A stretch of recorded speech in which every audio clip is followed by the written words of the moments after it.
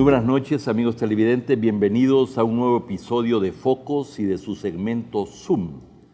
El conflicto El Salvador-Honduras, contexto, origen y consecuencias, es el tema que nos ocupa esta noche. La semana pasada nos centramos en los aspectos militares de la guerra entre El Salvador y Honduras, entrevistando al historiador militar capitán Gerard von Santos. Esta noche estudiamos el contexto, el origen y las consecuencias de un conflicto cuyas heridas nunca cerraron, con dos reconocidos historiadores salvadoreños, Carlos Pérez Pineda y Gregorio López Bernal. Bienvenidos. Muchas gracias, buenas noches. Carlos Pérez Pineda es el autor del libro Una guerra breve y amarga.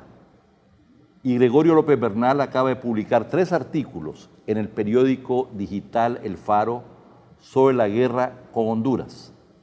Este es el libro de Carlos Pérez Pineda, Una guerra breve y amarga. Estamos hablando de 2 historiadores salvadoreños conocedores de la historia en general, pero particularmente de la historia salvadoreña del siglo XX y del siglo XXI.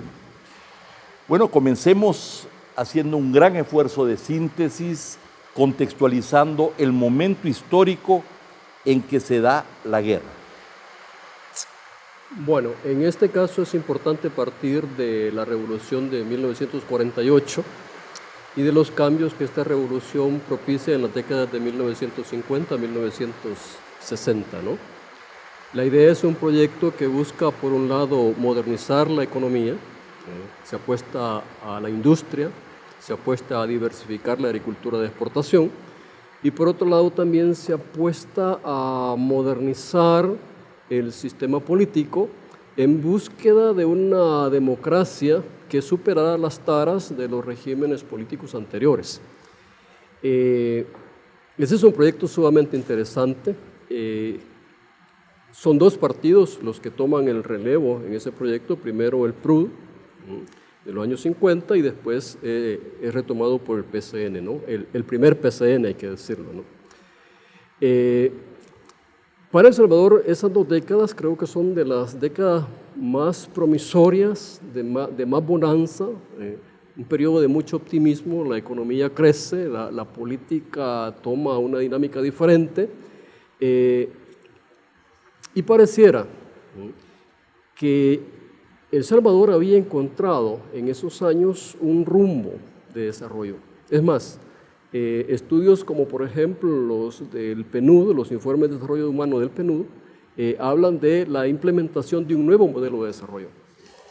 Bien, efectivamente fue un proyecto de modernización importante, pero se sigue afirmando de que el conflicto entre ambos países tuvo su origen en la tierra y en las estructuras, dijéramos, por decirlo así, de tenencia de la propiedad de la tierra anquilosadas.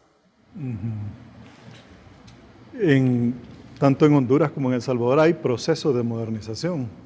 Y yo pienso que es interesante subrayar que esta modernización creó ciertas condiciones que favorecieron el surgimiento de la crisis, porque hubo cierta modernización en el campo con los distritos de riego, recuerda el famoso Ateocoyo, el Ministerio de Agricultura y Ganadería estableció algunas instituciones, el Instituto Regulador de Abastecimientos, se dio alguna asistencia técnica al campesinado, pero al mismo tiempo la agricultura capitalista, moderna, continuaba expulsando a campesinos de sus lotes de subsistencia. Entonces, el flujo migratorio hacia Honduras nunca se detuvo. El gran problema es que ese proyecto modernizador presuponía ciertas reformas que no fueron realizadas. Y esas reformas fueron una reforma agraria y una reforma fiscal. Por razones que no podemos comentar acá porque tomaría demasiado tiempo, no fue posible, o sea, fueron rechazadas esas 2 reformas. Entonces, este modelo de integración, esta zona de libre comercio, se estableció sobre las viejas estructuras económicas de tanto en El Salvador como en el resto de Centroamérica. Bueno, pero con la llegada de la United Fruit Company, muchos salvadoreños se fueron a trabajar en los 20s y en los 30s a Honduras, a pesar de ser un país más grande y mucho menos poblado que El Salvador. También se planteó ya en los 60 la necesidad de una reforma agraria en Honduras mismo. Sí, pero Honduras, en primer lugar, no tenía la presión sobre la tierra que tiene El Salvador. En segundo lugar, la reforma agraria, había abundancia de tierras que no eran privadas, eran tierras ejidales, sobrevivieron los ejidos en Honduras, y también eran tierras baldías. Había una presión de las organizaciones campesinas que estaban prohibidas en El Salvador, pero en Honduras no solamente no estaban prohibidas, sino que eran poderosas. Y muchos de los salvadoreños se asentaron precisamente en esas tierras. En las tierras donde también estaban asentados otros campesinos hondureños, pero poseían los lotes de tierra de hecho. No había documentación, no había títulos, no había nada. Eso por un lado, y por el otro lado la misma industria. El Salvador fue mucho más agresivo, sacando más provecho del mercado común centroamericano, tanto en términos de las exportaciones como de la instalación de comercios y fábricas en Honduras mismo. Es que en realidad el proyecto del MER común favorece principalmente a Guatemala y a El Salvador. Y en la relación bilateral, obviamente, la industria salvadoreña superaba a la industria hondureña. Entonces, el problema de las relaciones económicas comienza a tensarse justo por ese lado. Pero volviendo a lo que planteaba Carlos, el problema agrario, en el caso de El Salvador hay dos cuestiones que son clave, a diferencia de Honduras. Uno, El Salvador no tenía frontera agrícola como sí la tenía Honduras. Y dos, el problema demográfico. O sea, nuestra población crecía significativamente en los años 50 y 60. La agricultura de exportación quitaba tierras que antes se usaban para cultivos de subsistencia, eran dedicados a cultivos de exportación, y entonces eso creaba una presión muy fuerte sobre los campesinos, sobre los jornaleros, que no encontraban en la agricultura de exportación un modo de vida satisfactorio. Este contexto y estas condiciones nos llevan precisamente a analizar el origen de la guerra y sus efectos, pues también inmediatos. Háblennos de esto. Sí, Porque el historiador Von Santos dice, va directamente, dice, los académicos, dijo, por cierto, ¿verdad? Hablan de un montón de cosas, pero aquí el tema, dijo, es la vejación, el despojo y la expulsión de miles de familias salvadoreñas como el factor detonante. Eso es demasiado simple, esa explicación. En realidad el problema fue el problema de la tierra. Hay una competencia en Honduras por el recurso tierra entre las grandes explotaciones agroganaderas y la economía productora de alimentos, de subsistencia de estos campesinos asentados precisamente en estas áreas baldías, o sea, las tierras baldías. Y esa competencia es una competencia violenta, es una competencia que muchas veces enfrenta a campesinos y a los pistoleros de los grandes ganaderos, organizados todos en la Federación Nacional de Agricultores y Ganaderos de Honduras, la FENAG. Y esto le crea un gran problema al gobierno del coronel, después general Osvaldo López Arellano, porque precisamente su alianza es con esos grandes ganaderos. La cúpula de las Fuerzas Armadas de Honduras también está aliada con estos grandes ganaderos que están representados además en la cúpula del Partido Nacional, que es el partido con el que los militares han establecido una alianza. Entonces, eso hace de que la FENAG denuncie a los invasores, como le llaman, a estas personas que rompen los cercos y luego cultivan maíz, cultivan granos básicos, y les llama invasores. Y denuncia a la FENAG, esto no recuerdo, creo que fue en mayo de 1969, denuncia a los que los invasores, son usurpadores, son intrusos, así le llaman, son intrusos extranjeros. Además, aquí hay otra cosa, Honduras se ha negado a prolongar el tratado migratorio.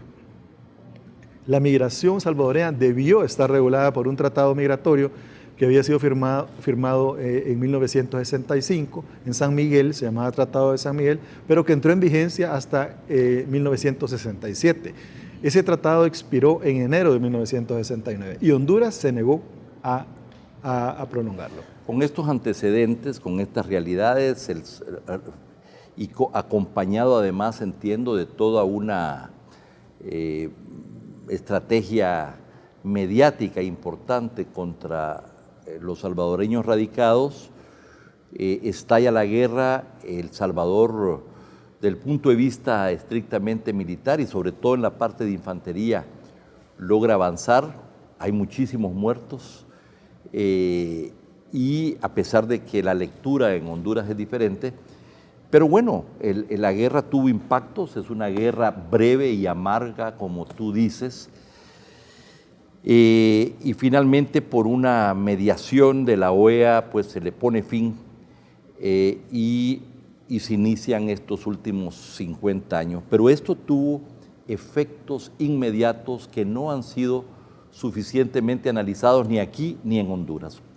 ¿Cómo los identifican los principales? Mira, los primeros efectos obviamente son bastante negativos para El Salvador y tienen que ver justamente con la expulsión de los salvadoreños residentes en Honduras, cosa que ya había iniciado antes de que el conflicto bélico estallara, pero que prosigue después de que el conflicto bélico para. O sea, en otras palabras, la guerra no paró la expulsión de salvadoreños de Honduras, primera cuestión. Segunda cuestión, buena parte de esos salvadoreños expulsados son campesinos, que no solamente han sido expulsados, sino que han dejado en Honduras su modo de vida y regresan a un país en donde el problema de la tierra era cada vez más grave. Además, inmediatamente, obviamente, a causa del conflicto, el intercambio comercial entre Honduras y El Salvador se paraliza y también afecta al mercado común centroamericano. Esos son como los efectos inmediatos. Eso obviamente genera más presión sobre el gobierno salvadoreño que no sobre el gobierno hondureño, porque el gobierno hondureño tuvo la suerte de que al ser invadido Honduras por El Salvador, Honduras, que estaba siendo denunciado por violaciones a los salvadoreños, al ser invadido entonces pasa justamente a la categoría de país agredido y El Salvador, en términos diplomáticos, se convierte en país agresor. Las tropas regresan triunfantes, hay un sentimiento de victoria, de unidad nacional, hay un desfile de la victoria el 6 de agosto de 1969 y hay dos momentos, ese momento, pero que después, de unos meses después, vendrán fracturas, divisiones, etc. Mira, la guerra unifica al país y sobre todo hace que la población, que la opinión pública, que los medios de comunicación apoyen incondicionalmente al ejército. Porque el ejército entonces es el defensor no solo de la soberanía nacional, sino defensor de los salvadoreños que están siendo vejados en Honduras. Eso es justamente lo que se refleja en el desfile de la victoria. Y esa euforia nacionalista pervive por poco tiempo. ¿Por qué? Porque pasada la euforia del desfile de la victoria, el país cae en la cuenta de que tiene serios problemas enfrente. Y esos serios problemas enfrente van a terminar no dividiendo a la opinión pública, pero sí afectando al sistema político del país. Eso es justamente. Es que es muy difícil sostener el discurso de la victoria cuando hay consecuencias que son casi inmediatas, como es el cierre del tramo hondureño de la carretera panamericana, el bloqueo de las mercancías, los transportes y de los salvadoreños, los nacionales salvadoreños, y luego la no suspensión de las expulsiones. Los salvadoreños continúan llegando, entonces esto comienza a generar cierta inquietud de, bueno, ¿y ganamos o no ganamos? Llegamos a 100.000 aproximadamente. En 1972 se llegó a alrededor de 130.000. Entonces, y luego viene esa crisis dentro del Partido Demócrata Cristiano que divide el partido y que conduce directamente, y esto es inmediato, creo que es en octubre, a la ruptura del bloque de unidad nacional, que es el bloque de los partidos políticos. El Partido Demócrata Cristiano se retira del bloque de unidad nacional y el gobierno, el PCN, lo acusa de traición. En un momento en que hay una parte que yo cito en el libro, ha habido enfrentamientos armados en la frontera con saldo de muertos. Dice, cuando la sangre corre en la frontera, el Partido Demócrata Cristiano abandona el bloque de unidad nacional. Eso se lo cobra el votante en marzo de 1970, porque las elecciones son un desastre para el Partido Demócrata Cristiano. Y bueno, después se convoca a un congreso de la reforma agraria. En diciembre. Que se da, que tiene lugar en enero, entiendo yo, ¿verdad? Del 70, donde si bien no hubo representación campesina, pero sí de la Asociación Nacional de la Empresa Privada y de la Iglesia, de donde surge de parte de la Fuerza Armada y del PCN la necesidad de convocar a este Congreso. Sí, surge del oficialismo, ¿verdad? El presidente de la Asamblea Legislativa, que no recuerdo su nombre en este momento, es el que convoca al Congreso, pero detrás de esto estaba don Enrique Álvarez Córdoba, que era el ministro de Agricultura y Ganadería. Entonces, y la Fuerza Armada respalda también esto. Esta unidad nacional se rompe, pero además esto tiene efectos diversos, este proceso, en cierta división del ejército, de la derecha y de la misma izquierda. Vamos a analizar este tema cuando regresemos de este corte comercial.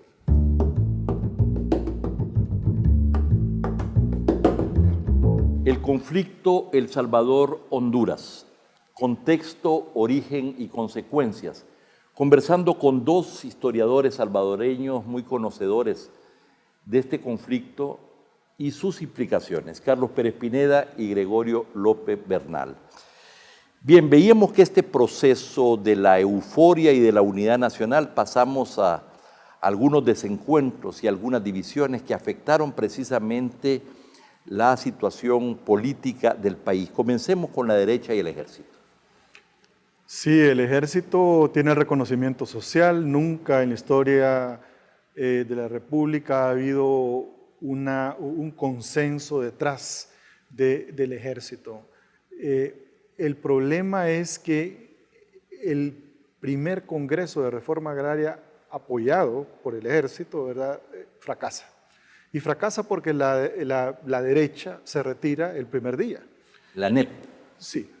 Y luego hay ahí ciertos incidentes que enturbian un tanto el ambiente político, con el secuestro de Inocencio Alas, que es secuestrado y frente al Palacio Nacional, y aparece, creo que en jayaque, desnudo, drogado, golpeado.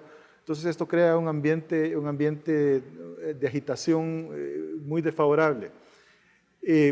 El retiro de la democracia cristiana y la ruptura del bloque de unidad nacional produce un desastre electoral para la oposición. Los militares consolidan su posición, pero hay militares insatisfechos porque el general Sánchez Hernández, que propuso su reforma agraria democrática, cede ante los grandes grupos de poder económico y retira su propuesta, ¿verdad? Esos grupos están descontentos y son los que conducen después a la división del ejército. Mientras esto sucedía, dijéramos en el Partido Comunista también sucede una decisión importante. La línea, dijéramos, de Moscú, que seguía el Partido Comunista de seguir participando en el proceso democrático, etcétera, se rompe. ¿Cómo está la situación? Hay un debate al interior del Partido Comunista que tiene entre uno de sus principales protagonistas a Cayetano Carpio, porque en el contexto de la guerra el partido prácticamente apoya al gobierno, o sea, deja de lado su posición de crítica al gobierno, apoya al gobierno en la guerra, y Cayetano Carpio es uno de los que se oponen a esa decisión. De agosto a diciembre de 1869 hay un debate muy fuerte en el seno del partido. Ya para esa época Cayetano Carpio está además decidido a optar por la lucha armada cosa que el grueso del partido no lo comparte. Y es a raíz de eso entonces que Cayetano Carpio en enero del 70 se retira del Partido Comunista y ya para abril del 70 ha fundado la FPL. Eso va a tener consecuencias serias para la historia del país, porque es el primer grupo que definitivamente adopta la lucha armada como medio de propiciar los cambios en el país. En el 72 va a surgir el ERP, que también proviene de una división. En el ERP hay gente que ha estado en la democracia cristiana, se desencanta de la lucha política y entonces pasa a la lucha armada. Y claro, entonces ¿qué tenemos? La guerra con Honduras, paradójicamente, genera un ambiente de unidad en el momento de la guerra, pero inmediatamente después se divide la derecha, el PCN deja de ser el partido de confianza de los terratenientes, se divide la izquierda y también se divide el ejército. Bien, esta guerra tuvo entonces consecuencias muy importantes. Hay factores asociados a esta guerra, no es el único, pero hay factores asociados y hemos identificado varios. En primer lugar, se empeoró el despojo y la expulsión de salvadoreños. Sí, continuó, las expulsiones continuaron con números cada vez mayores, ¿verdad? Hay que considerar de que la OEA presente en Honduras, supervisando los, llamémosle, centros de detención, como le llamaban los hondureños, campos de concentración, como le llamaban los salvadoreños, no pudo detener esta expulsión, esta limpieza étnica que hubo en Honduras, y que bajo la supervisión de la OEA fueron expulsados más de 100.000 salvadoreños. Se observa un cierre de los espacios políticos, hay un fraude electoral en el 72, con sus enormes consecuencias, que de alguna manera parece darle la razón a los sectores dentro de los partidos de la izquierda que estaban a favor de una opción por la vía armada, por la vía no constitucional, en la medida que se cierran esos espacios también. Sí, pero digamos, ahí hay que matizar, porque aunque los espacios políticos se van cerrando, todavía la opción electoral permanece. Sí, en el 72. En el 72 no solamente participa en las elecciones la democracia cristiana, sino que participa el MNR y participa la UDN, que era prácticamente el Partido Comunista. El Partido Comunista legal todavía insistió hasta el 77 en que era posible rescatar esa parte electoral. Pero obviamente hay otra gente que se desencanta rápidamente. Entonces hay dos momentos, 72 y 77. Vemos también el bloqueo a las reformas agraria y política. Por ejemplo, vemos antes del proyecto de reforma agraria, vemos toda la iniciativa del Cerrón Grande, del proyecto de hidroeléctrico, hubo confiscación de tierras, eso creó mucha tensión, pero sin embargo se hizo. Pero cuando ya se presenta de nuevo el ejército con Molina el tema del impulso de la reforma agraria, eso se para y recordamos aquel famoso artículo de Yacuría, a sus órdenes mi capital, ¿verdad?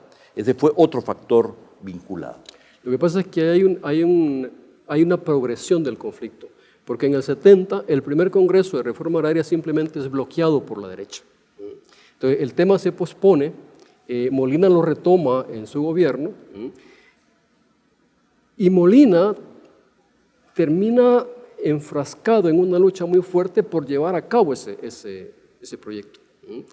Y curiosamente Molina, después de que ha dicho que no dará un paso atrás en la búsqueda del proyecto, termina sometiéndose a los intereses más conservadores y el proyecto no es que se pierda, sino que se va desnaturalizando y al final de cuentas lo que hace es una cosa que de ninguna manera va a resolver el problema. Con más de 100.000 personas que no vivían acá y muchos campesinos, había presión sobre la tierra, había presión sobre el empleo.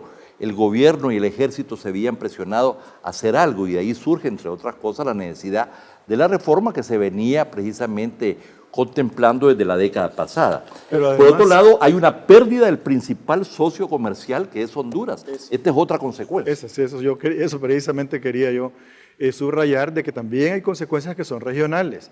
Primero es la inoperancia del CONDECA. El CONDECA deja de funcionar, el Consejo de Defensa Centroamericano, que era una alianza militar regional, y luego el mercado hondureño, cerrado por completo. Las cuentas bancarias de los salvadoreños confiscadas. La familia Palomo fue una de las que perdió más dinero. Entonces, aquí también hay una crisis, ¿verdad? Porque el principal mercado para los productos manufacturados de El Salvador está cerrado. Entonces, hay una situación que es crítica, esto se refleja en la prensa, algunos comienzan a preguntarse si esto había sido correcto y alguien, creo que es el doctor Lima, Francisco Roberto Lima, dice, esto de la guerra fue un error garrafal, dicen en una declaración, ¿verdad? Entonces, pero no hay críticas a la Fuerza Armada. La Fuerza Armada nadie la critica en la prensa salvadoreña, a diferencia de la prensa hondureña, donde las Fuerzas Armadas son fuertemente criticadas. Entonces, estos son contrastes interesantes, pero sí hay conciencia de que la guerra ha creado nuevos problemas y que esos problemas son problemas graves. Me llamó la atención una observación que tú hacías precisamente sobre la ruptura del CONDECA, que es la asociación de Consejo de Defensa Centroamericano que unía a todas las Fuerzas Armadas. O sea que ya cuando la guerrilla representó un peligro, dijéramos, para el poder, no se actuó conjuntamente precisamente porque había esa ruptura de la que tú hablas. Sí, el CONDECA es organizado cuando hay guerrillas en Guatemala, cuando hay guerrillas en Nicaragua, y luego, aquí hay otra cosa muy importante, casi inmediatamente entre el retorno de las tropas y las elecciones de marzo de 72, hay unos incidentes armados que son muy inquietantes. Uno es frente a Casa Presidencial, en San Jacinto, un grupo de guardias nacionales encuentra a una persona sospechosa que se refugia en una casa, lanza una granada, este es el Chele, es de este primer grupo, el primer grupo armado, y muere un guardia nacional que además es veterano del ejército. Y es dramático porque la televisión muestra cuando están recogiendo los pedacitos en una especie de olla, ¿verdad? Entonces, y además un asalto bancario, que también en este panorama político existe ya. Estamos hablando que todas estas condiciones fueron acumulándose, creando esta antesala del conflicto armado interno, y ya para el 77 prácticamente no hubo las elecciones, y todo este proceso contribuyó pues a legitimar, a fortalecer esta opción armada. No estamos diciendo que esto es directamente la consecuencia de la guerra, pero se consideran que todos estos factores incidieron. Hay un tema que me parece muy importante que ustedes han analizado, que una vez ya en la guerra se negocia la integralidad territorial precisamente en función de la guerra contra insurgentes, y esto nos lleva al tema de los bolsones, etc. Mira, el problema es el siguiente, o sea, el conflicto con Honduras, o sea, se prolonga en el término de que no hay relaciones entre los países, y una vez, cuando ya en la década de los 80 entramos en las guerras revolucionarias, o sea, en Nicaragua, El Salvador, Guatemala, pues entonces ahí entra un factor geopolítico. Para los Estados Unidos es clave que Honduras y El Salvador resuelvan sus problemas, porque eso facilitaría la cooperación entre los ejércitos nacionales y los Estados Unidos. Entonces, el acuerdo al que se llega con Honduras es un acuerdo que está condicionado por las necesidades de los Estados Unidos. Entonces, tiene poca relación, podría decirse, con el origen del conflicto. Entonces, justamente, ahí las condiciones en las que se negocia son muy diferentes. Se podría decir que El Salvador, en la negociación de la demarcación territorial en los bolsones, fue laxo, entre otras cosas, porque lo que privaba era que los bolsones no fueran tierra de nadie y que entonces Honduras contribuyera en el esfuerzo bélico. Sí, definitivamente, así fue.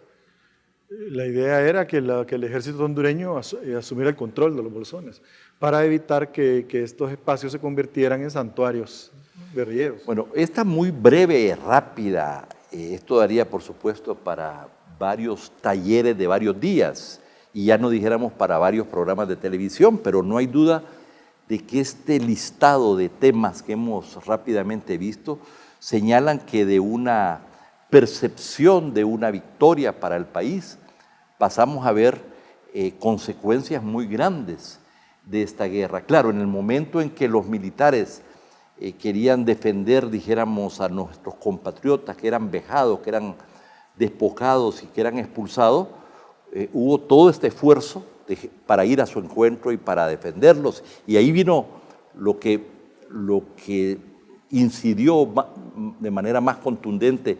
Pero no hay duda que en los temas de Estado hay otras consideraciones que siempre deben de estar presentes y hay que sacar las lecciones. Finalmente, creo que todos tenemos el deseo de que 50 años después se reconstituya la relación con el hermano pueblo hondureño.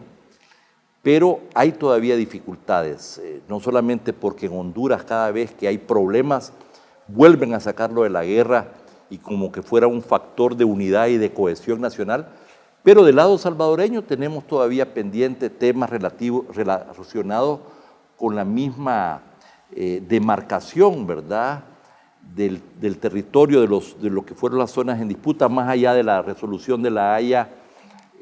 Honduras, entiendo, está señalando de que El Salvador no ha cumplido su parte. Hay otros que consideran de que ese tratado debería de ser revisado de nuevo. Una palabra sobre esto. Sí, aquí no son solamente dos actores. Estoy hablando del Golfo, porque la acusación es que el fallo de La Haya no ha sido ejecutado en relación al Golfo de Fonseca. Pero hay otro actor, aquí está Nicaragua también, ¿verdad? O sea, Nicaragua tiene que ser involucrada y tiene que participar en esto, porque Honduras lo que desea es la salida libre al Océano Pacífico. Honduras está encerrada en el Golfo.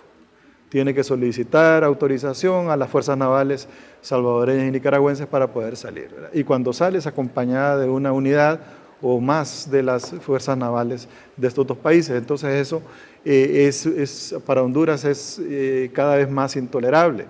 Además de que existe un fallo, ¿verdad? Un fallo que favorece a Honduras.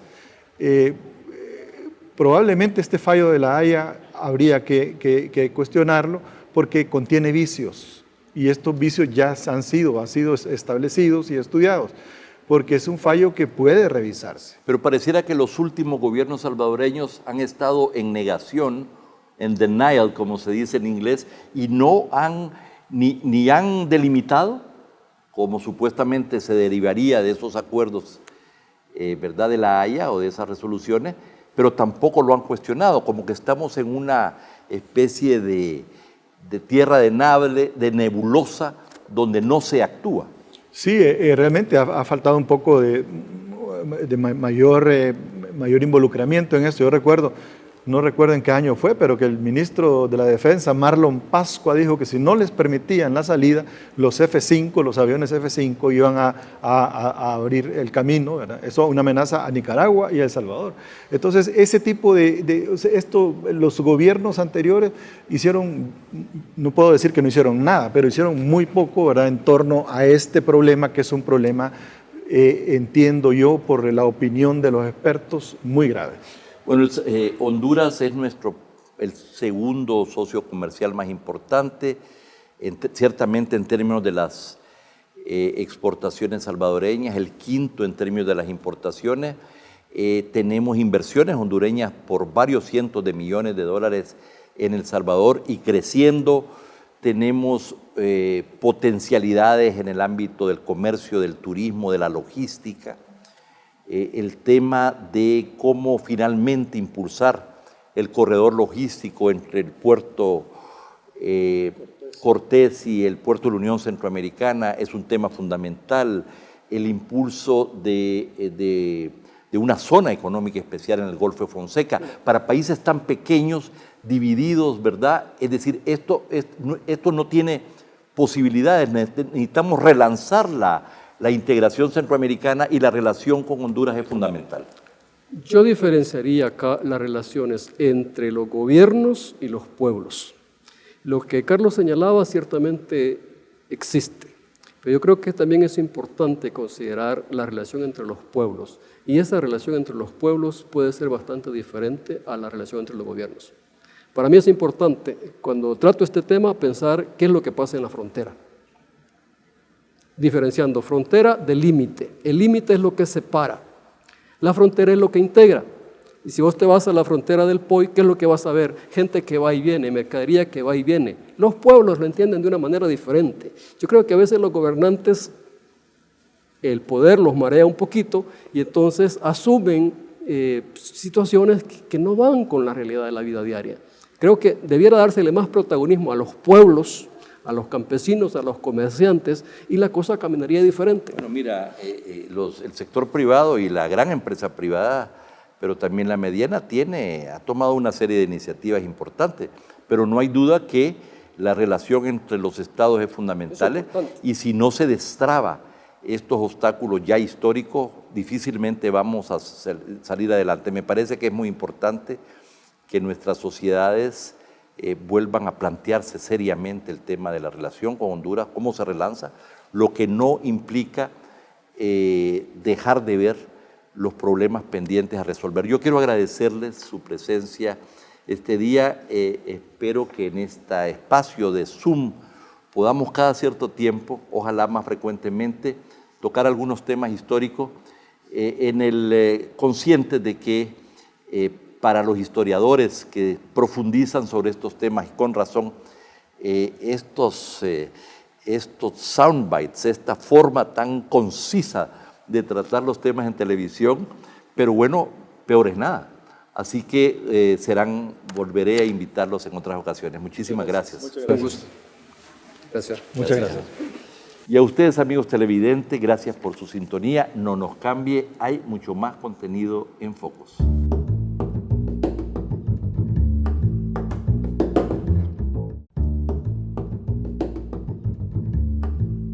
Desplazamiento forzado es que te digan, mira, no te queremos aquí y te vas sin nada, solo con lo que podés.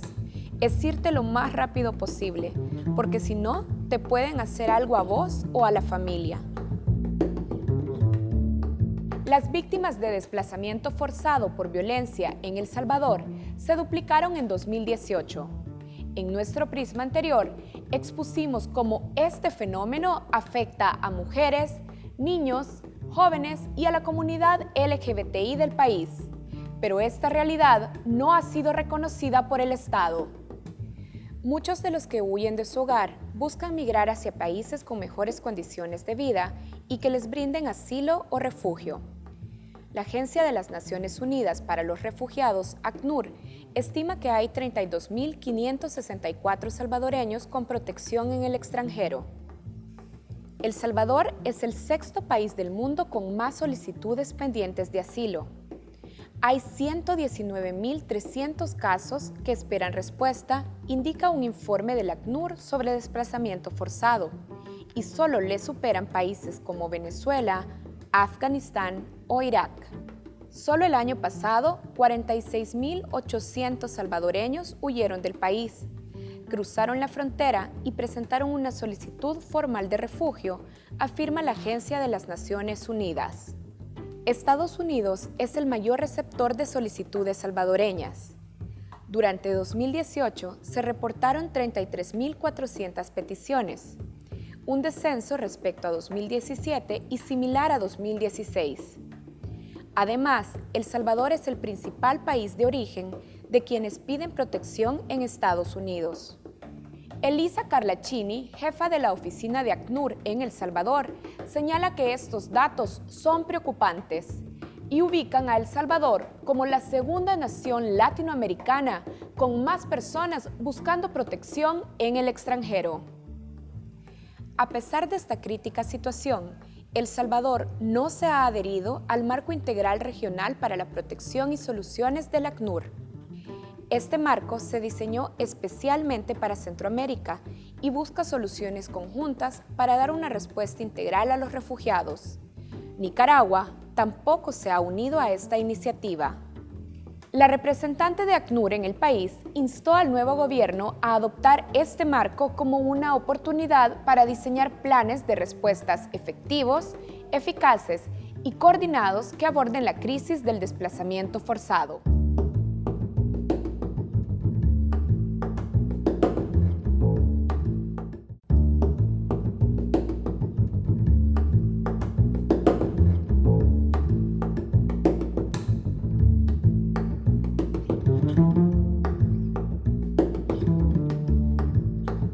Buenas noches, bienvenidos a Matices. Karen, feliz noche.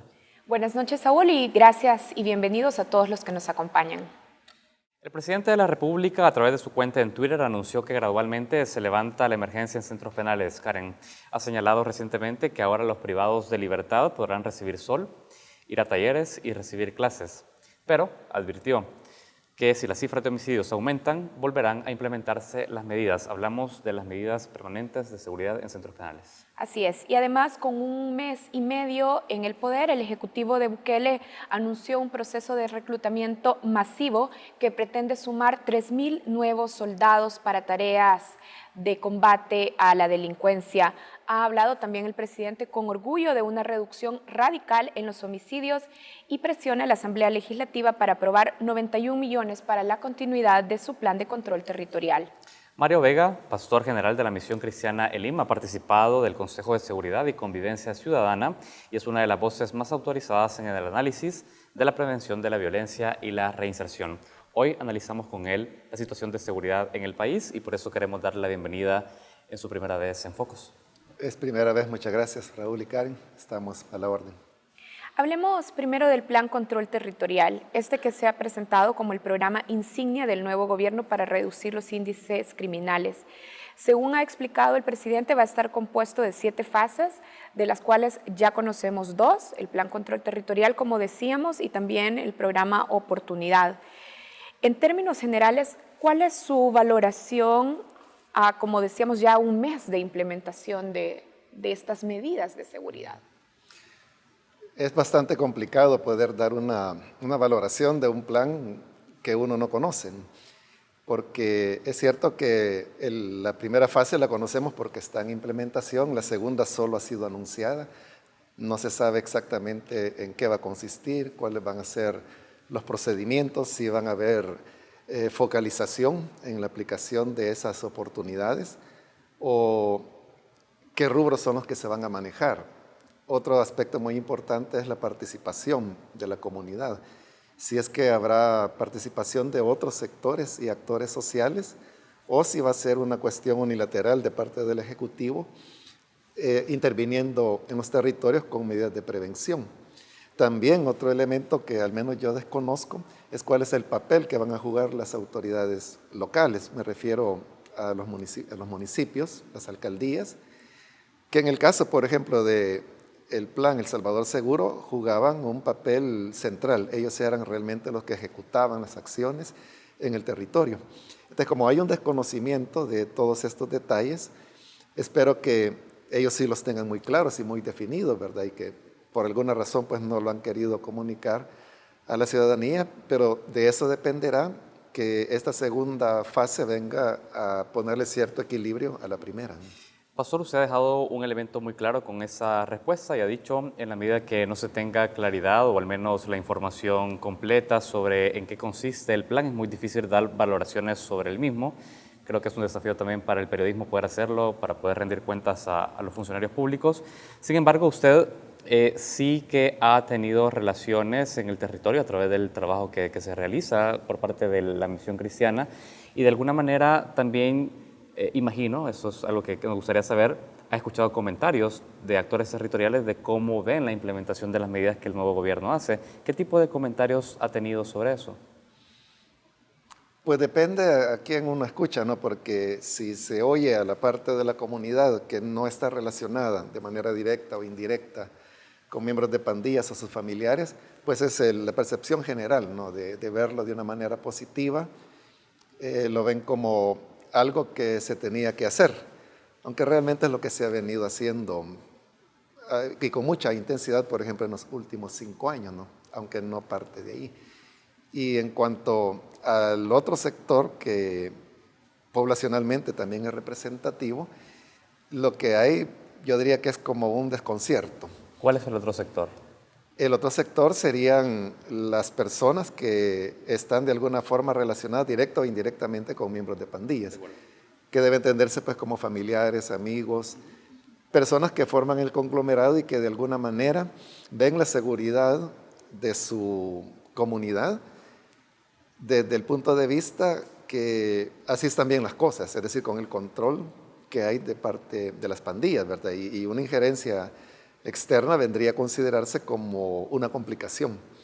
Entonces, en este sector lo que hay es un desconcierto, porque la expectativa que ellos tenían era un manejo más dialogante del tema de seguridad, y esa expectativa que había quedado frustrada, digamos, al menos con lo que es la primera parte de este plan de seguridad que se ha anunciado, ¿no? Ahora, Pastor, muchas de las voces que están a favor de las medidas que ha venido implementando el gobierno de Nayib Bukele justamente tomarían esto que usted estaba señalando, que hay desconcierto, por ejemplo, en las personas que están vinculadas a miembros de pandillas, sus familiares, sus cercanos, y dirían, bueno, justamente nos alegra que ellos estén de acuerdo. Es decir, hay una tendencia a deslegitimar que este sector encuentre desconcierto, hay una tendencia a deslegitimar que ellos estuvieran esperando diálogo. ¿Cuáles son los riesgos que hay en este discurso que justamente deslegitima este desconcierto, esta expectativa de que no ocurra un acercamiento más dialogante? El riesgo principal que yo vería es el hecho de la descalificación misma del recurso del diálogo como un elemento importante para la resolución de los problemas. Creo que el desconcierto principalmente vino porque el discurso que el actual presidente dio mientras él fue candidato y aún antes de eso era un enfoque más integral del tema de la seguridad. Y al menos pues lo que es la primera fase del plan que él ha mencionado es todo lo contrario de lo que él sostuvo por bastante tiempo.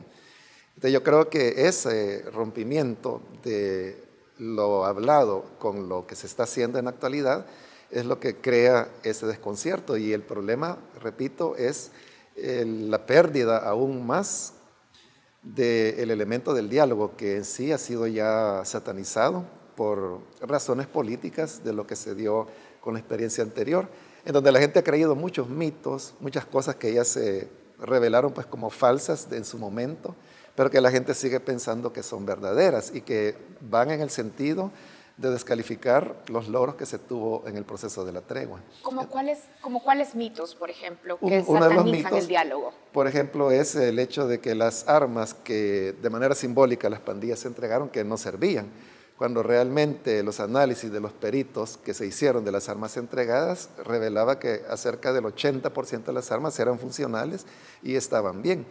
Pero la gente se quedó con la idea que lo que entregaron fue chatarra y cosas inservibles. Eso por mencionar un elemento. Otro, por ejemplo, es el tema de que con la tregua se fortalecieron los liderazgos de las pandillas. Pero esa es una absoluta contradicción, porque si no había una solidificación de los liderazgos, entonces ¿cómo hubo tregua? O sea, la única explicación es porque esos liderazgos estaban ya muy consolidados y muy fuertes. De alguna manera, con su declaración, usted está señalando, vamos a decirlo así, el error del gobierno actual en no promover un espacio de diálogo con pandillas. Lo que ocurre es que yo no sé si lo van a promover o no. Es decir, de acuerdo, entonces estamos en expectativa hasta el momento, digamos.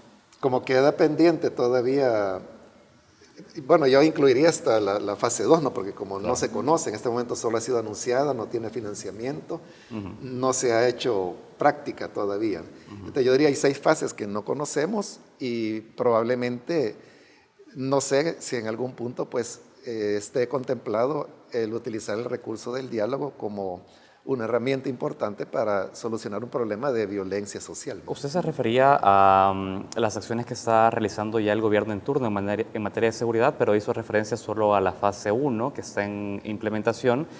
Sin embargo, ya hay una fase 2 llamada Oportunidad que busca la reconstrucción del tejido social en los territorios.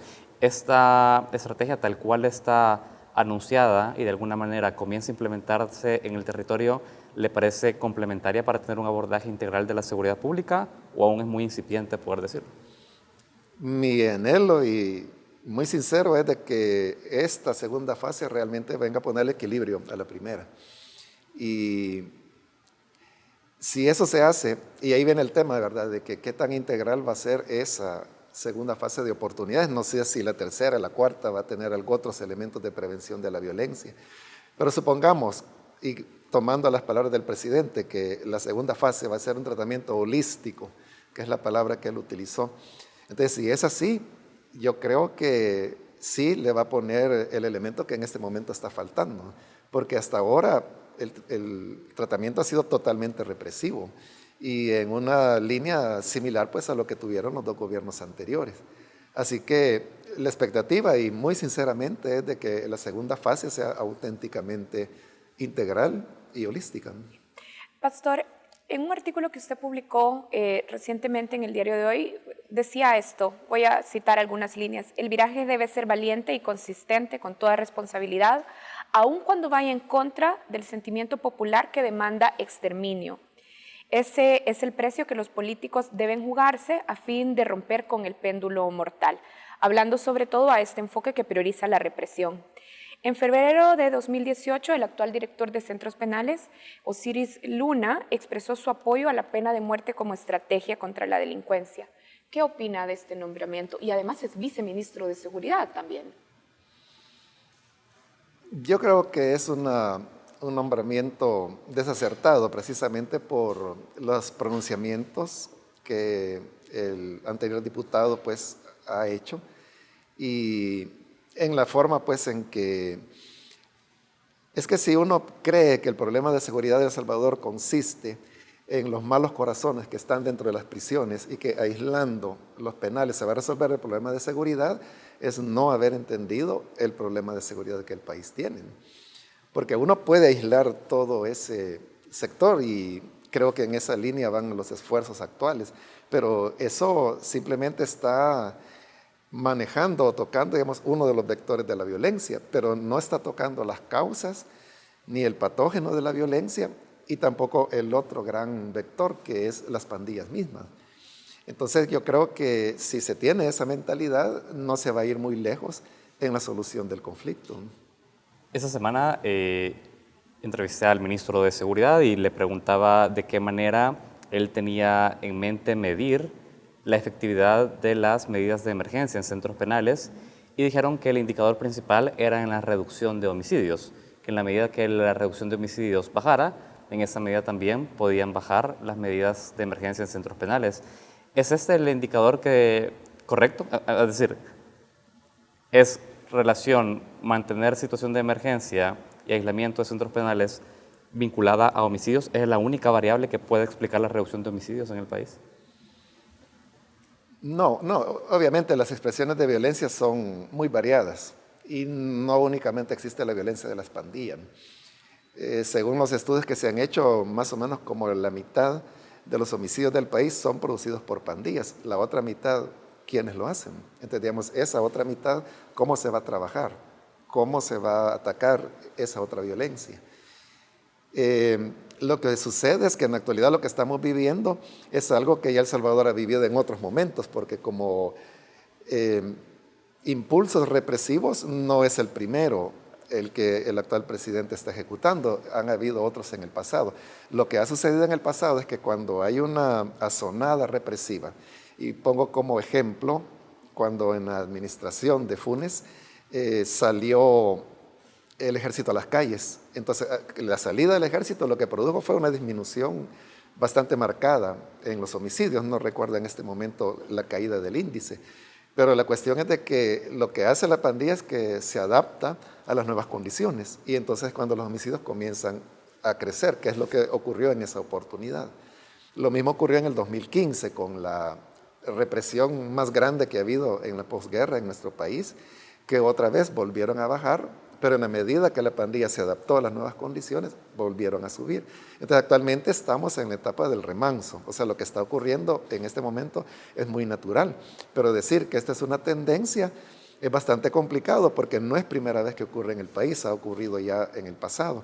Entonces lo que sabemos que viene después de esto es el regreso, ¿no?, de la adaptación de la pandilla a las nuevas condiciones o la movilidad de ella en el territorio para poder volver a delinquir como ha sido en el pasado.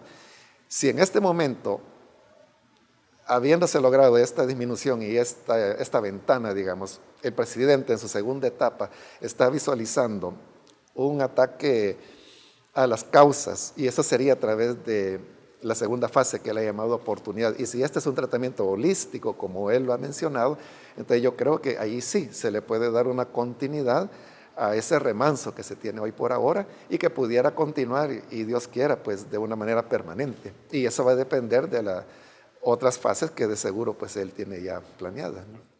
Muy bien, hacemos una pausa en esta entrevista. Hoy estamos conversando con Mario Vega, pastor general de la Misión Cristiana Elim, y además ha participado como miembro del Consejo de Seguridad y Convivencia Ciudadana. Ya regresamos.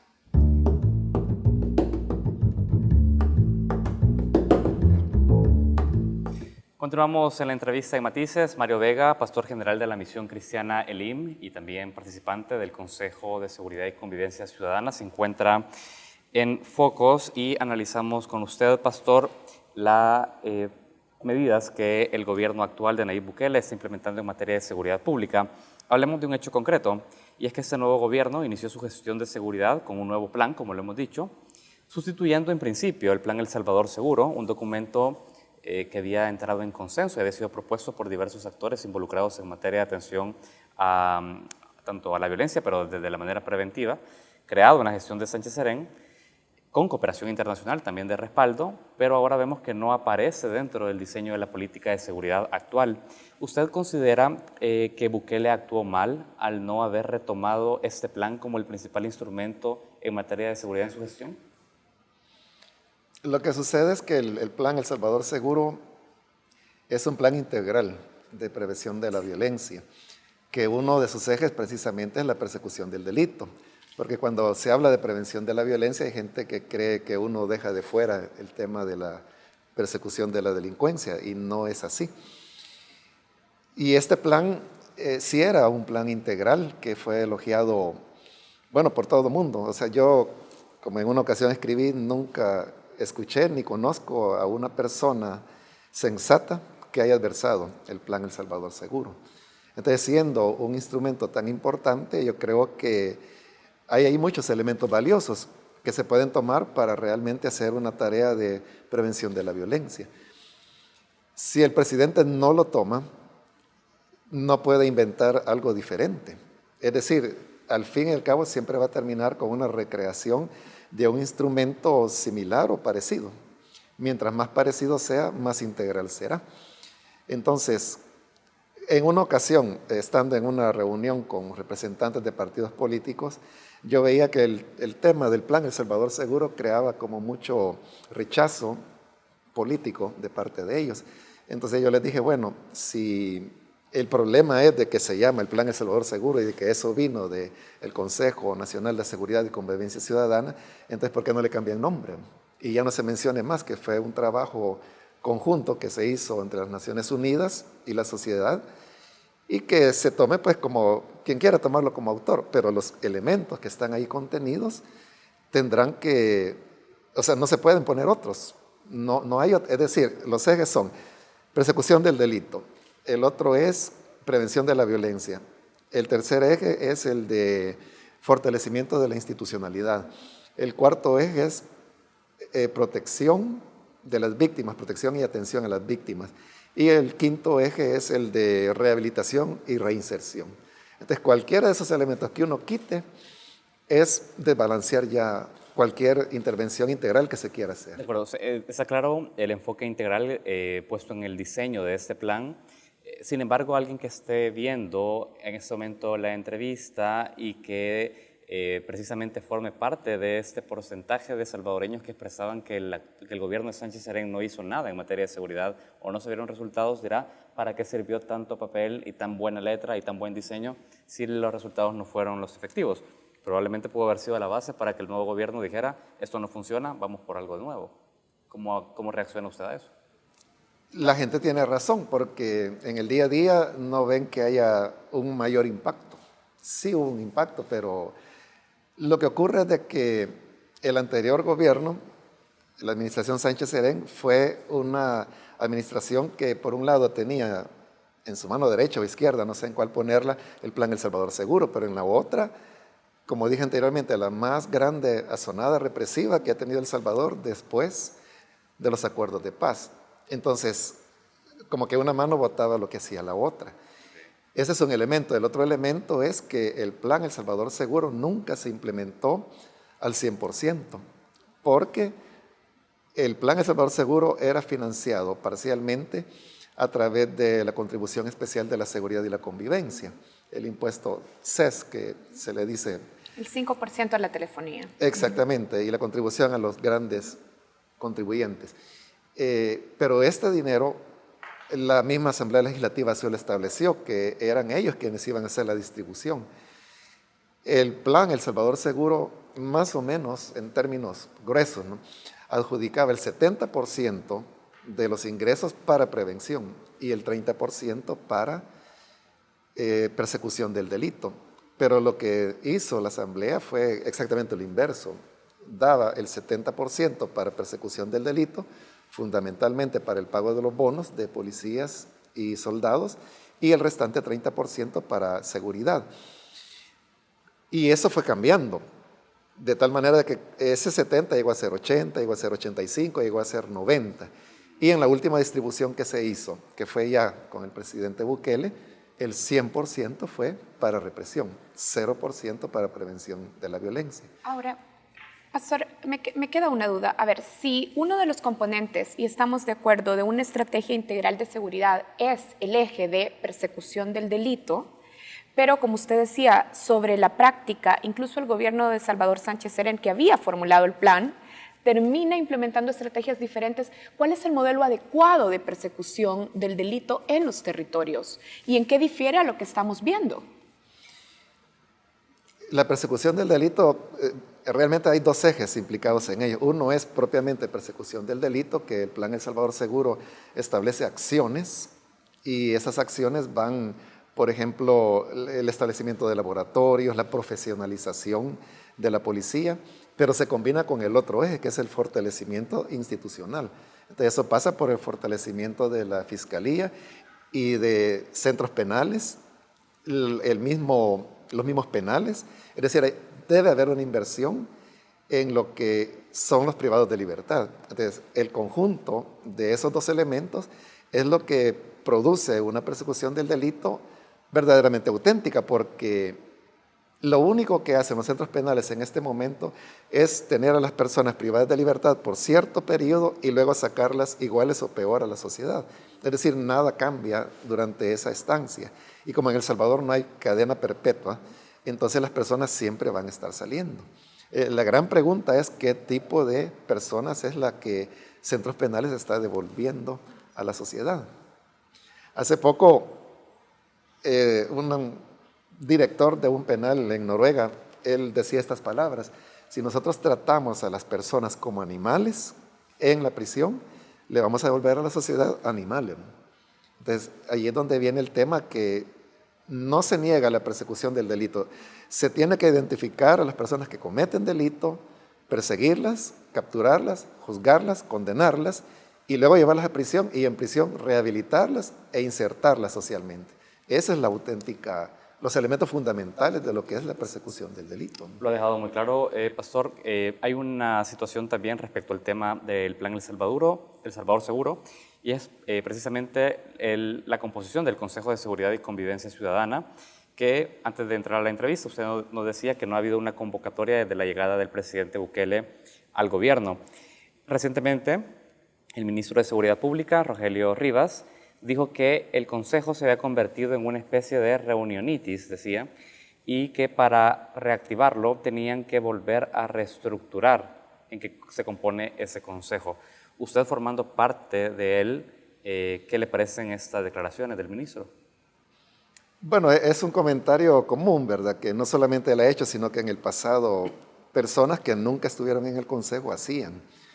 Pero los que estuvimos adentro y los que fuimos a los territorios y los que nos entrevistamos con los alcaldes, las alcaldesas, y fuimos a platicar con los jóvenes y vimos las reacciones de la población, tenemos una percepción diferente. Ahora, cuando él habla de reestructurarlo, yo creo que el Consejo puede ser reestructurado y se pueden invitar a nuevos actores, pero realmente no se puede reestructurar mucho porque, por ejemplo, si se habla, van a participar las universidades, las universidades de ahora son las mismas de antes, ¿no? O van a participar, por ejemplo, el Ministerio de Salud, el Ministerio de Seguridad, el fiscal. Ahora, me da la impresión que cuando él dice reunionitis es que no estaba viendo una correlación con acciones concretas.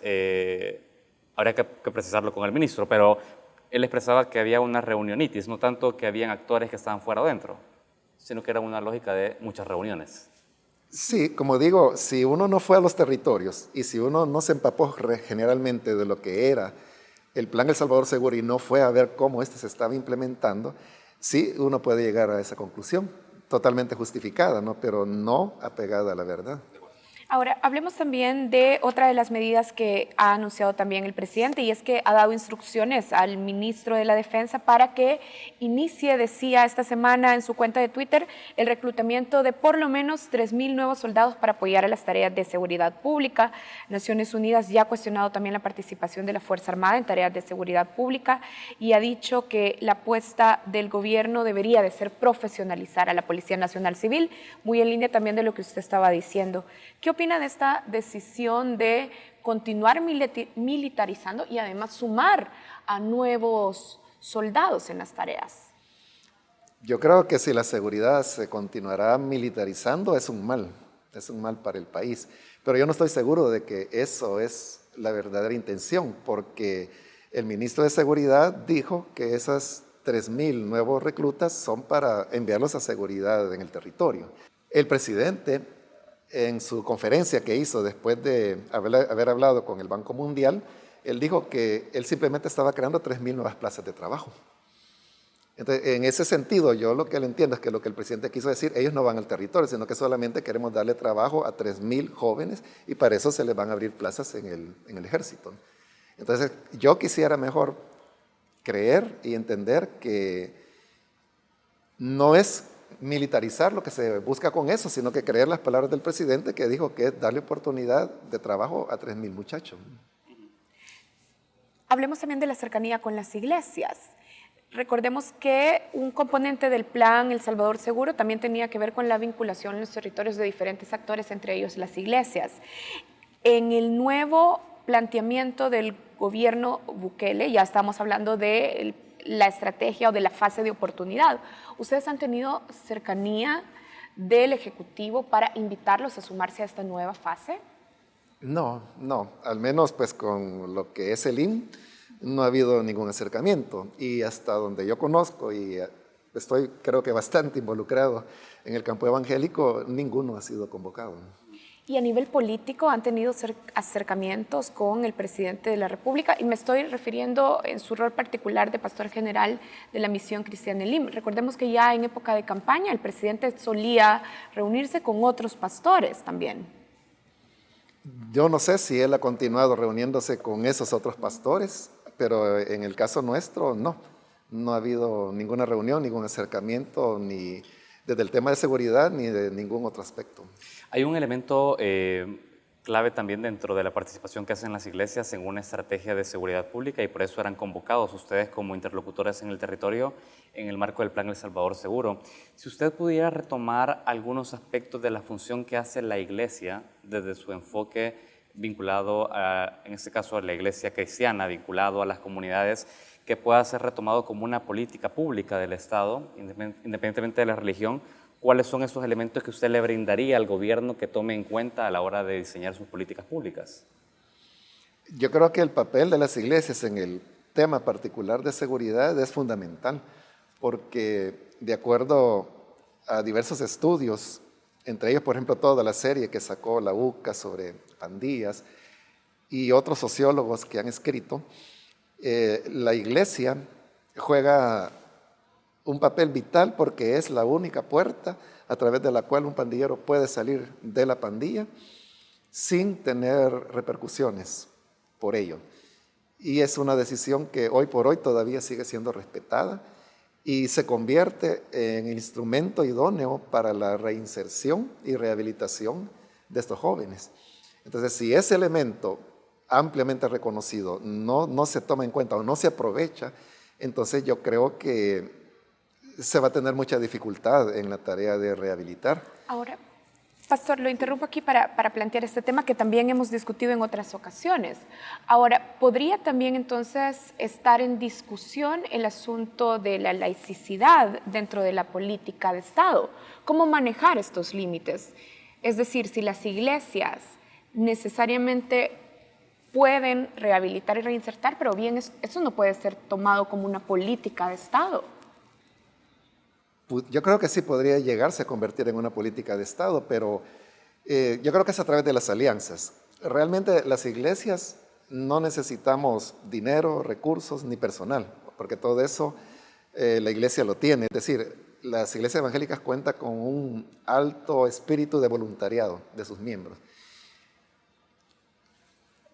Pido disculpas por poner el caso de Limber, pero digamos, en nuestra tarea, que llevamos años en ella, entonces, nuestra tarea, por ejemplo, se reduce a evangelizar a los jóvenes, ellos se convierten, salen de la pandilla, desarrollamos talleres de socialización, tratamiento psicológico, y cuando ellos están ya preparados para poder asumir una responsabilidad laboral, entonces los conectamos con, en nuestro caso, la única empresa que se ha abierto, que es la empresa LIG, y estos jóvenes entran a trabajar ahí.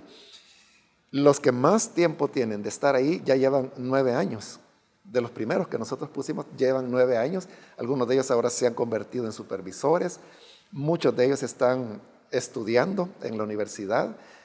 Algunos de ellos se casaron, ya tienen su familia. Es decir, que el modelo funciona. Y este modelo es una alianza en la cual nosotros no recibimos nada de LIG, no recibimos nada de nadie.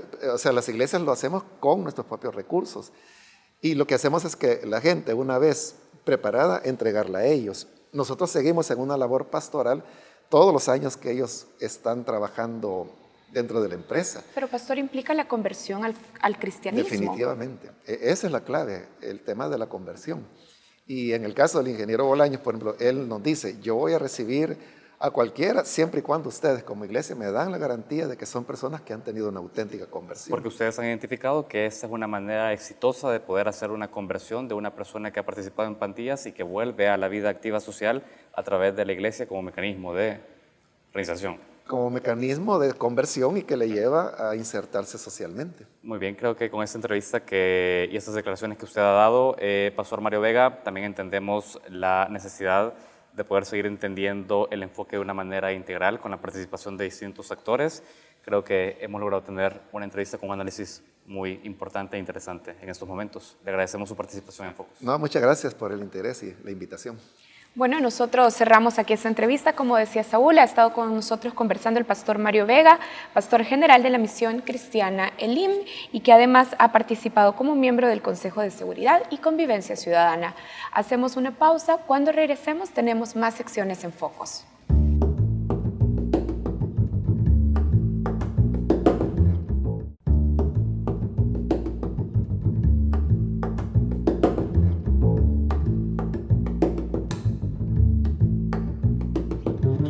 Buenas noches, bienvenidos a Reflejos, el segmento internacional de Focos. En las últimas semanas, el presidente estadounidense Donald Trump ha intensificado su discurso antimigrante y su gobierno anunció un nuevo bloqueo a los centroamericanos que buscan refugio en los Estados Unidos. Para hablar sobre el tema, enlazamos hasta Washington, D.C. con el analista político y conductor del podcast Altamar, Peter Schechter, para conversar sobre las razones políticas detrás del discurso de Trump. Bienvenido a Focos, Peter. Es un gusto, como siempre, saludarles. Bien, durante tu último análisis en Focos, tú dijiste que a Trump siempre hay que observarlo desde una óptica electoral. ¿Cómo leer la última disposición de su gobierno que pone un gran obstáculo a los centroamericanos para solicitar refugio en ese país? Bueno, como tú bien dices y como bien explicas, has casi contestado la pregunta, porque todo en este momento lo que el presidente hace está enmarcado dentro del contexto de una campaña política que él tiene que ganar. Esto para el presidente es un personaje muy particular, o sea, estoy siendo diplomático, y para cualquier político ganar es importante, para este presidente es cosa de vida o muerte. Entonces, él va a ganar y si él necesita jugar lo más sucio posible, lo va a hacer. Y él ha entendido que para él no hay más ese pequeño medio de gente indecisa que hay que convencer. No, él no está interesado en eso. Él está interesado en cómo sacar a las urnas la gente más extrema. Eso es lo que a lo que él apunta. Entonces, él va a decir de hoy hasta las elecciones en noviembre del año próximo, va a decir cosas muy extremistas y va a hacer cosas muy extremistas. Y por ende, podemos empezar a entender qué es por qué él está diciendo y haciendo ciertas cosas. Lo de poner esta muralla legal, digamos, él quiere ponerle un muro físico, pero lo que ha puesto es una muralla legal. Se entiende como la capacidad del gobierno americano de impedir la llegada a las fronteras norteamericanas para la gente. Gente que llega a la frontera norteamericana y pide algún tipo de amnistía, no va a ser aceptada porque no lo han pedido en un tercer país, ese tercer país siendo o Guatemala o México para la gran mayoría de personas. Entonces, así él va a disminuir, él piensa que va a disminuir la gente viniendo y también va a ser el punto duro de poder decir a sus votantes, yo estoy siendo lo más duro posible. Sin embargo, pareciera que para sus intereses, su estrategia va prosperando. Ha echado mano de dos socios, México y Guatemala, en su objetivo por detener por cualquier vía la llegada de migrantes de Centroamérica. ¿Cómo calificar y analizar esta estrategia? Porque yo creo que a la larga, esta política coerciva, durísima contra México y contra Guatemala, va a ser un boomerang contra los Estados Unidos. A la larga, no es la manera en la cual uno trata con países amigos y países vecinos, en particular con México, el maltrato a México, la habilidad que ha tenido Trump en presionar sin fingir diplomacias, o sea, simplemente él hizo un cambio. Ustedes quieren el Tratado de Libre Comercio, muy bien, señores mexicanos, yo te doy el Tratado de Libre Comercio si tú me das toda la muralla legal para impedir la llegada de inmigrantes centroamericanos. Entonces, yo no entiendo esto como un acto de cooperación, es un acto coercivo de los Estados Unidos, usando algunos de los instrumentos más duros, más impresionantes, que es poniendo en peligro los aguacateros, los tomateros, los ensaladeros, la gente que produce carros, la gente que produce medicinas, estas cosas que cruzan la frontera constantemente, pone en peligro, está dispuesto a poner en peligro todo eso para conseguir lo que él quiere, que es impedir la llegada de gente. Así hay que entenderlo. Aquí no ha habido ningún diálogo, ninguna cooperación, ninguna diplomacia. Esto es un gobierno fuerte forzando a un gobierno más débil a hacer lo que quiere. Bien, finalmente en otro tema de actualidad, como unos tuits considerados racistas y xenófobos hacia 4 congresistas demócratas del ala más progresiva del partido se enmarcan dentro de la estrategia política de Trump. Lo que el presidente Trump ha calculado, y ya veremos si su cálculo es correcto, ha calculado que atacando a estos 4 congresistas, que de lejos son las más de izquierda que hay en el abanico de opiniones del Partido Demócrata, ellos son las personas que habitan en la extrema izquierda. Él ha hecho una apuesta que primero atacándolos con un tono racista, pero muy rápidamente han cambiado y el tono ahora es atacando a las 4 señoras progresistas, no por temas de raza, sino por temas de ideología. Entonces, primero usó este tono escandaloso que era de hablar de ellos que vuelvan a sus casas, etcétera, etcétera. Pero ahora él está diciendo que el problema es que son comunistas, que son de la extrema izquierda, que son antisemitas, que son anti-Israel, que no comparten los valores de los americanos y que se vayan. O sea, por supuesto que no se van a ir, son todas estadounidenses, 3 de ellas nacido aquí, una de ellas naturalizada estadounidense, pero esta retórica tan dura, tan polarizante, él la está usando no para convencer a los no convencidos. Él la está usando para sacar su gente a la calle, porque él necesita que cada uno de sus votantes de extrema derecha, de un nacionalismo acérrimo, necesita que cada uno de esos votantes salga a las urnas en el año próximo. Yo lo que temo es que él en la mente de americanos que no siguen mucho la política, la unificación del Partido Demócrata, la defensa del Partido Demócrata, que tiene que hacerlo, tiene que defender a estas señoras, porque el ataque es tan racista, tan xenófobo, tan absolutamente horrible, el partido tiene que defenderlas. Pero en la defensa de estas señoras lo que está pasando es que el partido ahora es un paquete de extrema izquierda en la mente de los votantes de Trump. Y eso es lo que él quiere. Él quiere unir el partido, pero unir el partido atrás de la versión del partido que representan estas 4 señoras. Entonces, eso es extremadamente peligroso para el partido, porque hay que recordar que las 4 señoras son jóvenes congresistas muy inteligentes, muy de izquierda, muy inteligentes, pero que ganaron distritos que fueron distritos demócratas desde hace décadas. Y el Congreso en la última elección dio vuelta, no porque demócratas ganaron distritos democráticos, sino porque demócratas ganaron distritos que eran republicanos. Y las personas que representan distritos que eran republicanos no tienen esa filosofía tan de izquierda como la tienen estas 4 congresistas muy progresistas. Entonces, lo que está pasando es que a los moderados se le está pintando como si todos fueran del mismo progresivismo que esas 4 señoras. Y eso es muy peligroso para moderados que fueron elegidos en distritos republicanos. Bien, muchísimas gracias, Peter. Con gusto. Siempre un placer estar con ustedes. Con esto concluimos nuestro segmento Reflejos. Para ver este y otros análisis internacionales, ve a focostv.com. Ya volvemos.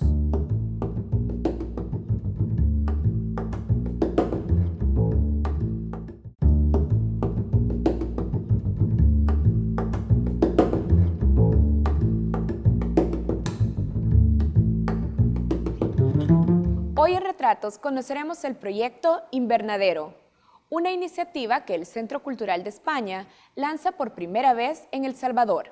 Durante julio, la sala de exposiciones del centro se convierte en un taller para que 10 artistas participen en seminarios, produzcan y experimenten en la creación de una propuesta artística que tenga como punto de partida el concepto territorio. ¿Qué saldrá de todo este experimento? El sábado 26 de julio, a las 7 de la noche, podrán descubrirlo en la fiesta de cierre de Invernadero. Que lo disfruten. Buenas noches.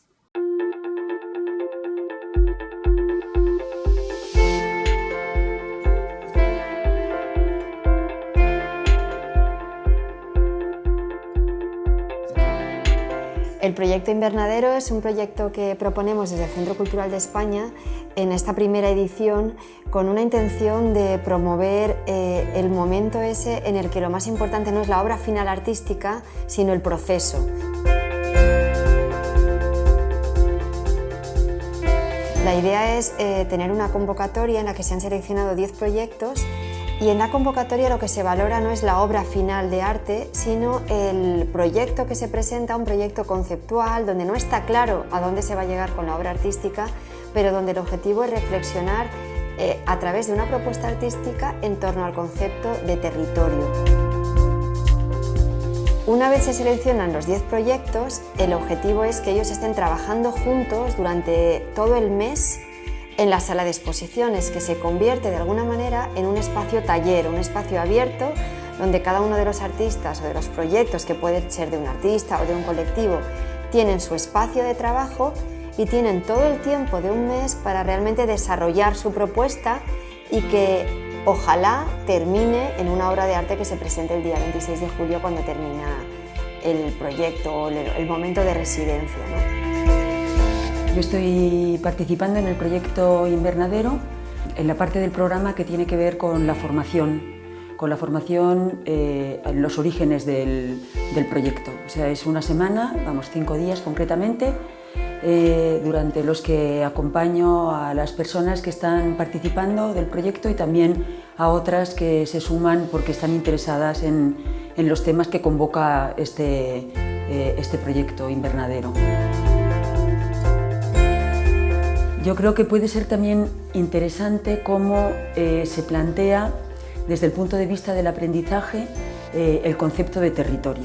O sea, de qué estamos hablando cuando hablamos de proyectos artísticos que estén situados en territorios concretos. Y ese concepto de territorio intentamos que sea un concepto abierto, un concepto elástico, no un concepto ligado a un confinamiento, sino al revés, un concepto de territorio que está muy relacionado con quiénes habitan los territorios, con cómo esos territorios se moldean y se modifican precisamente en función de quienes los utilizan, de quienes los viven.